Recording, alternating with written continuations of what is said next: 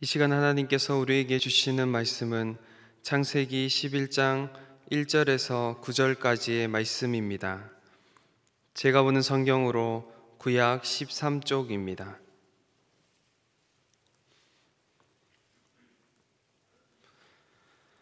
하나님의 말씀을 봉독하겠습니다. 온 땅의 언어가 하나요 말이 하나였더라.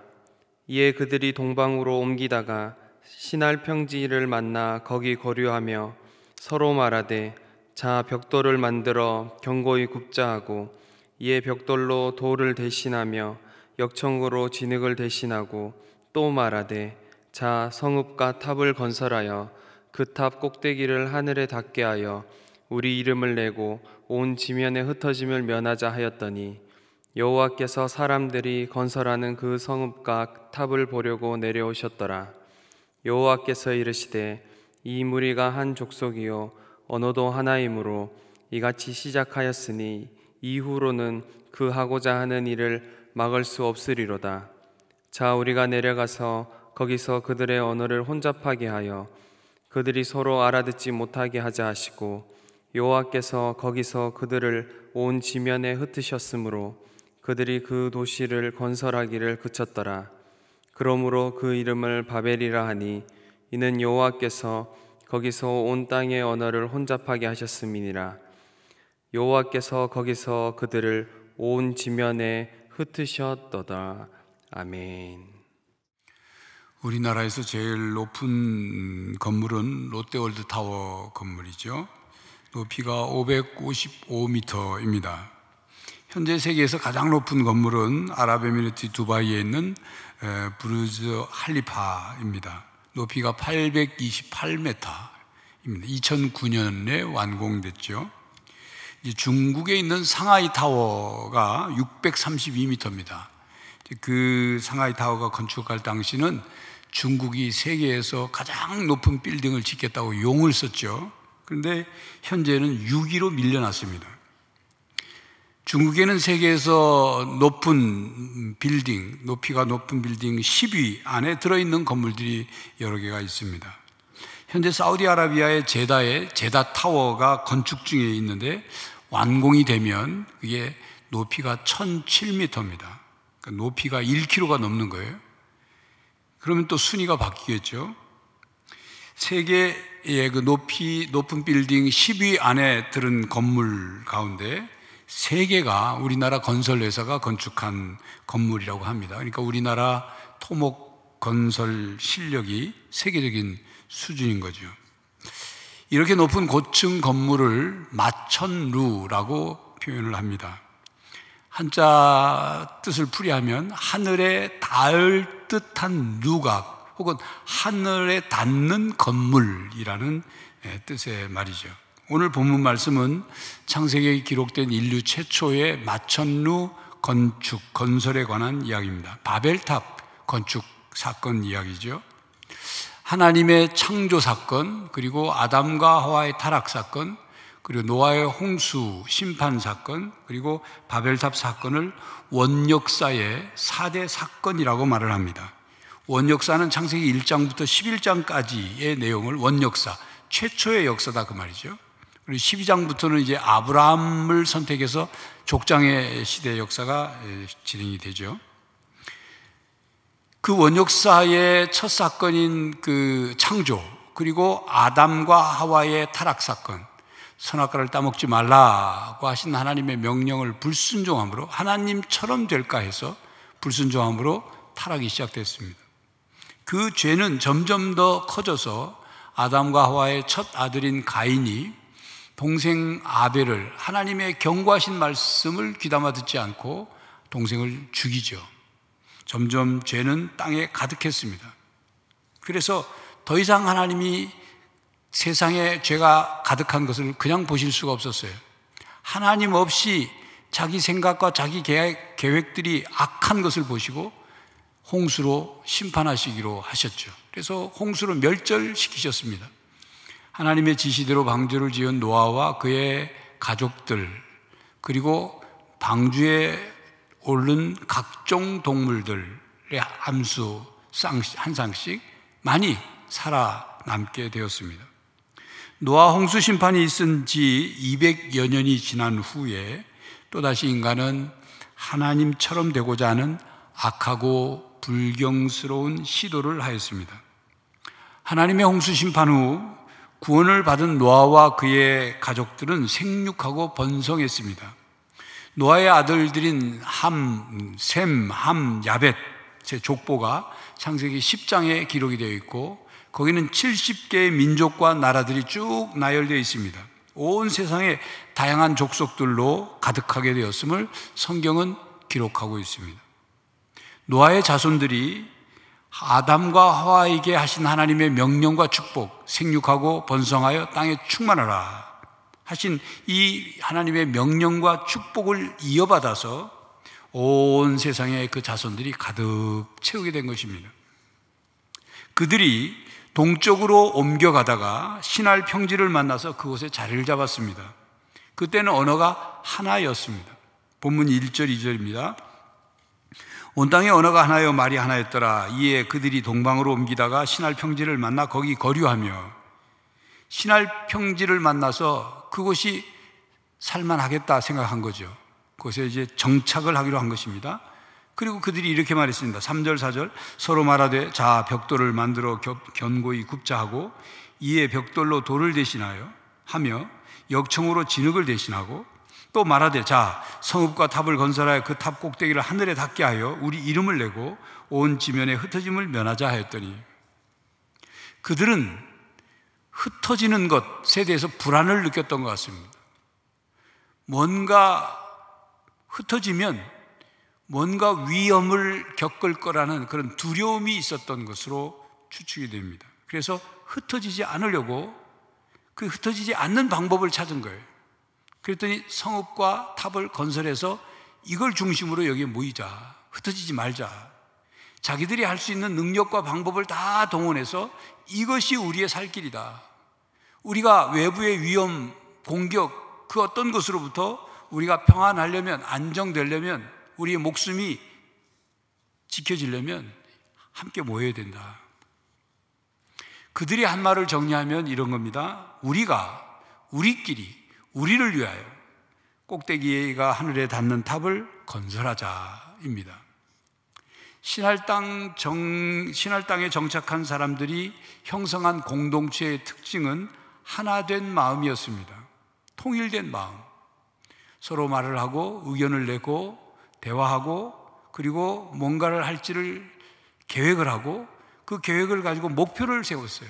그리고 목표를 이루기 위해서 모든 마음이 하나가 돼서 모든 힘을 쏟았습니다. 여러분, 사람들이 마음이 하나가 되고 의견이 하나 되고 한 마음으로 목표를 이루어가는 것 얼마나 보기 좋습니까? 갈등이 일어나고 분열이 일어나고 찢겨지고 사람들이 서로 원수처럼 지내는 것보다 훨씬 좋아 보이지 않습니까? 그런데 이것이 잘못된 것입니까? 시날 평지에 정착하려고 했던 그들은 하나님께서 기뻐하시는 일, 하나님께서 명령하신 일, 하나님께서 복 주실 일, 그리고 선한 일을 위하여 마음이 하나가 되고 의견이 하나가 되고 목표를 세우고 그 목표를 위해서 열심을 다했다면 참으로 좋은 일입니다. 그런데 그들은 그렇게 한 것이 아닙니다. 하나님께서 홍수 심판으로 이 세상을 깨끗하게 청소를 하시고 씻으시고 새롭게 세상을 이제 만들어 가시려고 한 그 하나님의 뜻에 그들은 하나님의 대항하는 일을 위해서 한 마음이 됐던 것입니다. 그리고 성읍을 건설하고 탑을 쌓는 행위 자체가 죄악이라고 말할 수 있겠습니까? 만약 그렇다면 오늘날 모든 건축 행위가 다 죄악이 되죠. 그런데 아닙니다. 인간의 노력으로 건축하는 것이 죄악이라고 할 수 없습니다. 또 인간의 노력으로 최대한 노력을 발휘해서 과학기술 발전을 이루는 것, 그걸 죄악이라고만 할 수는 없습니다. 더 개인적으로 적용해서 말하면 열심히 부지런히 땀 흘려서 일하고 자기를 개발하고 그리고 자기 능력을 발휘해서 어느 분야의 능력자가 되는 것, 그걸 죄악이라고 말할 수 없죠. 중요한 것은 하나님이 함께 하시느냐입니다. 능력을 발휘하고 땀을 흘려 일하는 것이 하나님의 뜻에 합당하냐입니다. 다른 말로 무엇을 위한 노력이냐, 무엇을 위한 열심이냐, 무엇을 위한 행위냐, 그게 중요한 거예요. 또 다른 말로 누구를 위한 것이냐입니다. 인간을 위한 것이지만 하나님을 위한 것이 아니면 그것은 하나님께 반역하는 일이 될 수 있습니다. 인간을 높이기 위해 하나님 앞에 교만한 일이 된다면 그것은 하나님께 죄를 범하는 일입니다. 문제는 인간이 하나님의 뜻을 전혀 개의치 않고 인간 스스로의 능력으로 나름의 한계를 넘어서려고 하고 인간의 이름을 떨치려는 오만이 문제인 것입니다. 4절에 보면 그들은 탑을 건설하여 그 탑 꼭대기를 하늘에 닿게 하고자 했습니다. 그리고 우리 이름을 내자 그랬습니다. 그렇게 해서 온 지면에 흩어지지 말고 탑을 중심으로 모여 살자, 그거였습니다. 이것은 단순히 초고층 탑을 건설한다 그런 의미만이 아닙니다. 스스로를 높이기 위함이에요. 그들은 불안과 두려움을 극복하고 또 그래서 하나가 되어서 자신들의 안정된 삶을 위해서 하나님의 명령을 거역하며 하나님처럼 높아지려고 한 것입니다. 그러니까 바벨탑을 쌓은 목적이 무엇이냐, 바벨탑의 용도가 무엇이냐, 바벨탑을 다 건축한 후에 이루어지는 결과가 무엇이냐, 그것을 평가해 볼 때 그들은 하나님께서 주신 사명을 위해서 그렇게 열심을 낸 것이 아니라 자기들을 위한 잘못된 사명을 수행하기 위해 이를 도모했던 것입니다. 하나님께서는 아담과 하와를 창조하시고 생육하고 번성하고 땅에 충만하라, 그렇게 축복과 명령을 하셨어요. 이 축복과 명령은 홍수 심판 이후에 노아와 노아의 가족들에게도 하나님이 다시 또 선언하셨습니다. 창세기 9장 1절에 보면 하나님이 노아와 그의 아들들에게 복을 주시며 그들에게 이르시되 생육하고 번성하여 땅에 충만하라. 하나님은 노아와 그의 가족들, 자손들에게 새롭게 하나님의 그 창조 계획과 질서를 이루어 가기를 원하셨습니다. 이 축복, 생육하고 번성하여 땅에 충만하는 이 축복과 명령은 온 인류가 한 곳에 모여 사는 것보다 온 세상에 흩어져서 자연과 함께 조화를 이루며 살라는 하나님의 창조 계획과 뜻이 담겨 있는 축복과 명령입니다. 하나님이 만드신 온 세상을 돌보고 다스리는 것, 그것이 인간의 책임이에요. 인간은 하나님으로부터 이 세상을 돌보고 다스릴 책임을 맡은 사명이 있다 그 말이에요.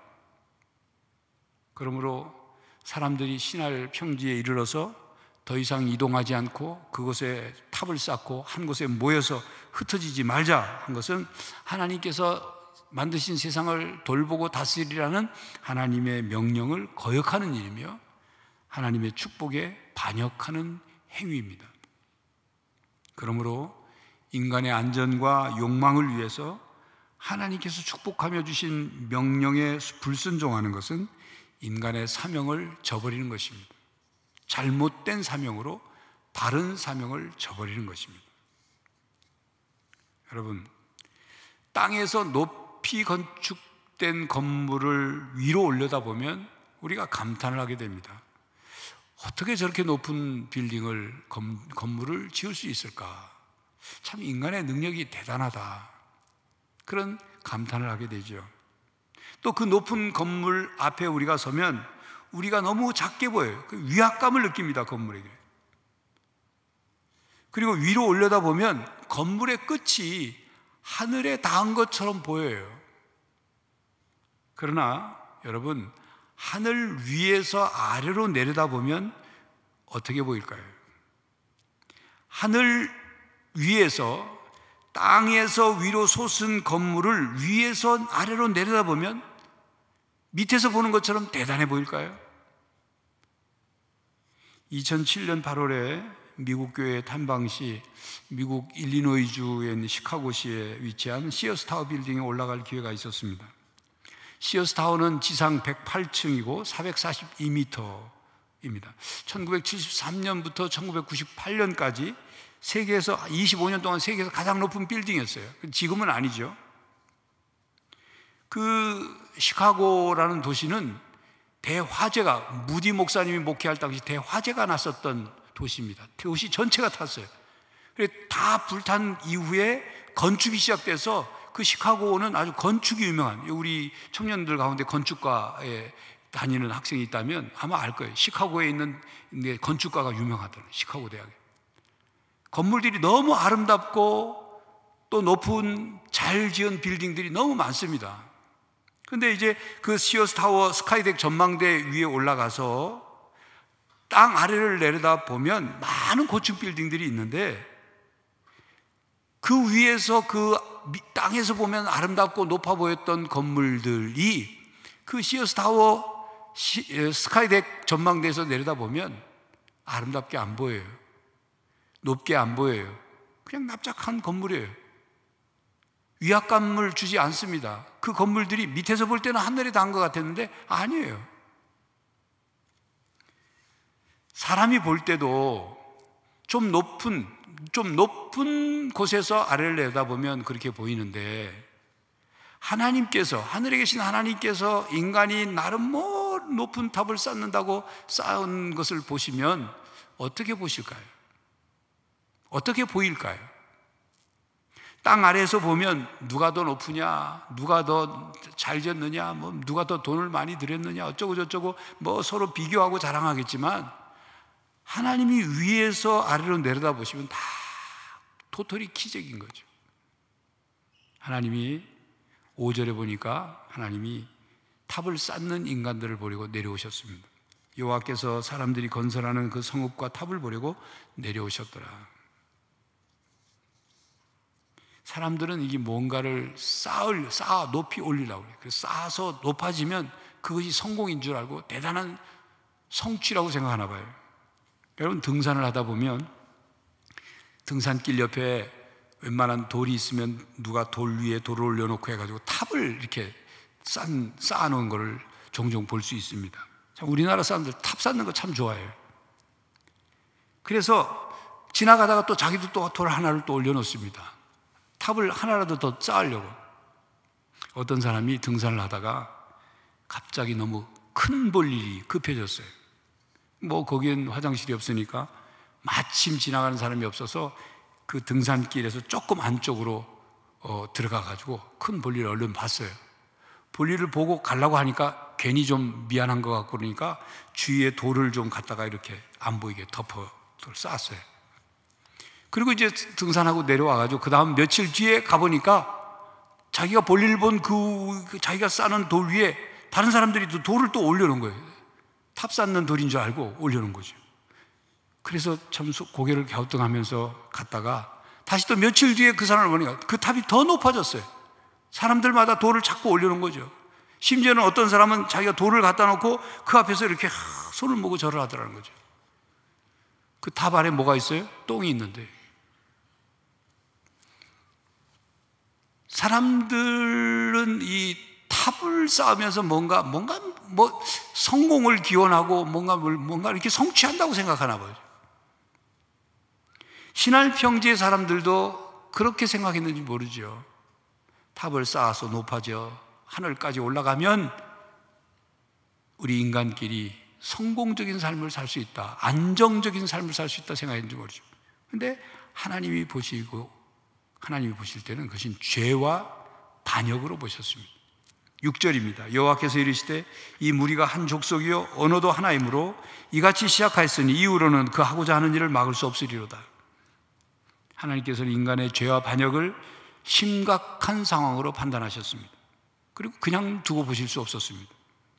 7절에 자 우리가 내려가서 거기서 그들의 언어를 혼잡하게 하여 그들이 서로 알아듣지 못하게 하자 하시고, 사람들은 탑을 쌓아서 하늘에 닿아보려고 막 애를 쓰는데 하나님은 하늘에서 내려오셨어요. 보셨어요.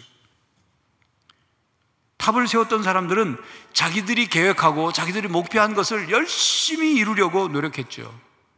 하나하나 올라갈 때 뿌듯했지 않겠습니까? 그런데 하나님은 그렇게 열심히 탑을 쌓는 그들을 보시면서 죄와 반역으로 보셨다 그 말이에요. 그건 하나님을 거역하는 것이고 하나님을 배제한 최악의 교만으로 보신 것입니다. 여러분, 잠언 19장 21절에 이런 말씀이 있습니다. 사람의 마음에는 많은 계획이 있어도 오직 여호와의 뜻만이 완전히 서리라. 여러분 청년들, 여러분 인생을 위해서 많은 이런저런 생각도 많이 하고 계획을 세우겠죠. 여러분들이 많은 마음의 생각과 계획을 가지고 있어도 하나님의 뜻에 합당하지 않으면 소용없다 그 말이에요. 출발은 좋았죠. 신할 평지의 사람들이 뜻을 모으고 마음을 모으고 계획을 세우고 목표를 세우고 힘을 모으고 모든 능력을 동원해서 탑을 쌓아서 그런 계획이 있었지만 하나님의 뜻에 맞지 않으니까 소용없는 일이 된 거예요. 결국 그것은 죄를 범하는 악행이 된 것입니다. 불행과 비극의 결과를 가져오는 일이 된 것입니다. 하나님께서 사람의 언어를 혼동시키셨습니다. 그래서 더 이상 악한 도모를 계속할 수 없도록 조치하셨어요. 사람들을 온 세상으로 흩어버리셨어요. 8절입니다. 여호와께서 거기서 그들을 온 지면에 흩으셨으므로 그들이 그 도시를 건설하기를 그쳤더라. 9절, 그러므로 그 이름을 바벨이라 하니 이는 여호와께서 거기서 온 땅의 언어를 혼잡하게 하셨습니다. 여호와께서 거기서 그들을 온 지면에 흩으셨더라. 그들이 건축하려고 했던 것을 바벨이라고 이름을 붙여주셨습니다. 바벨의 원래 바벨이라는 뜻은 혼잡하다, 또 혼동하다라는 단어에서 유래된 혼란이라는 단어입니다. 그러니까 바벨탑이라는 혼란탑이라는 뜻이에요. 인류의 분산과 언어의 혼란은 인류의 죄에 대한 하나님의 처벌인 동시에 인류에 대한 보호 조치였습니다. 하나님이 홍수 심판처럼 심판해 버리셔도 됐죠. 그런데 노아하고 약속하셨거든요. 다시는 물로 심판하지 않는다. 그러나 하고자 하는 일을 막을 수 없는 인간을 그냥 놔준다면, 못할 것이 없는 듯이 하는 저 인간들을 그냥 방치해 둔다면 더 이상 더 큰 일을 도모해서 잘못된 단결을 한다면 인간은 스스로 멸망의 길로 갈 것이기 때문에 하나님이 조치를 하신 거예요. 인간은 탑을 쌓으면서 스스로를 대단하다고 자만했지 않겠습니까? 탑을 보면서 뿌듯하지 않겠어요? 성공이라, 성취되는 성취감 같은 걸 느끼지 않았겠어요? 근데 하나님이 보시면서 너희들이 행하는 이 죄는 심각한 죄다. 사실 바벨탑 이 사건은 에덴 동산에서의 아담과 하와 타락 사건보다 더 심각한 사건입니다. 에덴 동산에서 아담과 하와는 하나님처럼 되고자 하는 욕심으로 인해서 불순종의 죄를 범했다고 한다면 바벨탑 사건은 하나님 위치까지 올라가려는 반역 사건입니다. 더 무거운 죄라 그 말이에요. 더 심각한 죄예요. 자, 여러분 오늘 설교 제목이 잘사감입니다. 잘사감이란 말을 들어보셨습니까? 근자감이라는 말은 들어보셨죠? 근거 없는 자신감의 줄임말. 잘사감 무슨 뜻일까요? 모르실 거예요. 왜냐하면 이번 주에 내가 만든 말이니까 모를 겁니다. 잘못된 사명감의 줄임말이에요. 설교 제목을 잘못된 사명감 이렇게 제목을 넣으면 너무 설교가 금방 다 이렇게 그 눈치를 챌 것 같아서 나름 숨기느라 줄여봤습니다. 잘사감, 잘못된 사명감. 오늘 본문 내용을 정리하면 바벨탑을 쌓으려고 했던 사람들은 잘못된 사명감으로 탑을 쌓으려 했습니다. 탑을 쌓고 탑을 중심으로 흩어지지 말고 모여 살자. 그것이 우리의 살 길이다. 시대적 사명으로 하는 거예요. 자기들 그 시대에 이것만이 살 길이라고 사명으로 생각해요. 그래 잘못된 사명감으로 하나가 된 거예요. 그리고 하나님께 반역한 거죠. 여러분 사명감을 갖는 거 좋은 겁니다. 사명감이 없다면 삶의 분명한 목적도 목표도 없이 살아갈 수 있어요. 사명감은 삶의 문제와 장애물을 극복하게 하는 힘을 공급해줘요. 삶의 어떤 목적을 이루기 위해서 노력할 때 그것을 방해하는 것, 또 그것에 위기가 찾아왔을 때 이 사명감이 그것을 이겨내는 힘을 가져다 줘요. 그것이 올바른 사명감일 때 그렇다고 말해요. 그러나 잘못된 사명감은 다른 사람들에게 피해를 줍니다. 고통을 줘요. 심지어 다른 사람의 생명까지도 위협합니다. 아돌프 히틀러가 그랬습니다. 독일의 히틀러는 잘못된 사명감으로 독일을 혼란에서 구해내야 되겠다고 제2차 세계대전을 일으킨 거예요. 그래서 세계의 수많은 젊은이들이 그 전쟁에 죽어갔죠. 많이 다쳤죠. 또한 게르만 민족의 우수성을 증명해서 자기 독일 민족을 하나로 모으려고 반유대 정책을 써서 유대인들을 600만 명이나 학살을 했습니다. 그 세계 제2차 대전으로 인해서 세계 곳곳이 전쟁으로 폐허가 되고 잘못된 사명감으로 인해 전 세계가 고통과 불행을 겪게 된 거예요. 비극을 겪게 된 거예요. 잘못된 사명감을 가진 사람 때문입니다. 민족을 위한 잘못된 사명감을 가진 사람들이 있죠. 한 사람만 죽이면 이 민족에게 유익하다, 이 민족을 구할 수 있다, 그렇게 생각한 대제사장과 장로들이 예수 한 사람만 죽이면 우리 이스라엘 이 민족이 평안할 수 있다 생각합니다. 그게 십자가에 모살을 꾸며서 십자가에 처형한 것 아닙니까? 사도 바울이 회심하기 전엔 이름이 사울이었죠. 사울이었을 때 그는 살기등등해서 교회를 없애고, 예수 믿는 사람들이 모인 그 교회를 없애고 예수 믿는 사람들을 핍박하고 잡으러 다녔어요. 잡아다 옥에 가두고 그리고 돌로 쳐 죽이는 일에 앞장을 섰습니다. 그렇게 하는 것이 나사렛 예수가 하나님의 아들이라고 주장하는 주장을 꺾을 수 있다고 생각했어요. 또 예수의 부활은 거짓이고 저 나사렛 예수를 믿는 저들로부터 유대교를 지킬 수 있다고 생각했어요. 그것이 하나님의 일이고 그것이 내가 할 일이고 나의 사명이라고 생각한 거예요. 사울이 그 사명감에 불탔죠. 잘못된 사명감에 빗나간 충성심이 더해지고 거기에 열정까지 불붙었으니 얼마나 살기등등했겠어요. 그런 사울에게 부활하신 예수님이 찾아오셨어요. 부활하신 예수님이 사울을 만나셨고 그러자 사울이 180도 변했죠. 바뀌어졌죠. 잘못된 사명감을 배설물처럼 버리고 예수님의 복음을 전하는 사명감으로 가득 차게 된 것입니다. 잘못된 신념과 잘못된 확신으로 무장된 잘못된 사명감은 마치 자살 테러처럼 위험한 것입니다. 근거 없는 사명감, 하나님의 명령에 근거하지 않은 사명감, 그것은 하나님의 뜻을 거역할 수 있습니다. 그러므로 분명하고 명확한 사명감, 올바른 사명감, 근거가 바른 사명감이 있어야 합니다. 여러분, 열심히 산다고 그가 사명감 있는 삶을 사는 게 아닙니다. 똑똑한 사람이라고 사명감이 있는 삶을 사는 게 아닙니다. 세상에서 성공했다고 그가 사명감 있는 삶을 사는 게 아닙니다. 올바른 사명감, 근거가 바른 사명감을 가지고 살아야 진정한 성공을 할 수 있고 하나님께 인정받는 삶을 살 수 있는 거예요.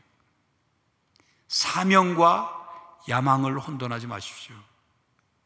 사명은 하나님의 명령, 하나님의 계획, 하나님의 뜻에서 나오지만 야망은 자기의 욕망에서 나옵니다. 이 야망이 잘못된 사명감과 연결될 때 이건 큰 사고를 치는 거예요. 사명은 하나님의 말씀에 근거를 두고 있지만 야망은 세상의 성공의 목표를 두고 있습니다. 그러므로 하나님의 말씀에 근거한 사명감을 가져야 합니다. 하나님의 창조 계획에 반하는 것은 잘못된 사명감입니다. 그러므로 우리는 하나님을 위한 일인가? 하나님의 창조 세계에 기여하는 일인가? 하나님께 영광을 돌린 일인가? 나의 삶이 세상을 선하게, 의롭게, 아름답게 샬롬 상태를 만들고 있는지를 돌아보아야 합니다. 오늘 본문 말씀은 우리들에게 이렇게 말씀하고 있습니다. 하나님의 말씀, 즉 하나님의 명령과 축복, 그리고 하나님의 뜻과 관계없는 인간 스스로의 모든 노력은 잘못되었다는 것, 하나님의 창조 목적과 질서에 합당하지 않은 인간의 어떤 업적이나 과학기술 발전이나 문명의 발달은 하나님께서 인정하시지 않을 뿐만 아니라 그것은 하나님 앞에 반역이며 교만한 죄라고 말씀하고 있는 것입니다. 여러분, 신할 땅에 이른 인류의 조상들이 하나님께로부터 받은 은혜에 대해서 마음이 하나가 되어서 하나님을 경배하고 하나님의 말씀을 어떻게 하면 순종할까, 그 계획을 세워 이루어 갔다면 얼마나 좋았을까요? 형제자매 여러분, 하나님 앞에서 겸손하고 하나님의 말씀에 근거한 사명감을 가지고 생각하고 삶을 계획하고 그것을 이루어가는 형제 자매들이 되시기를 간절히 바랍니다.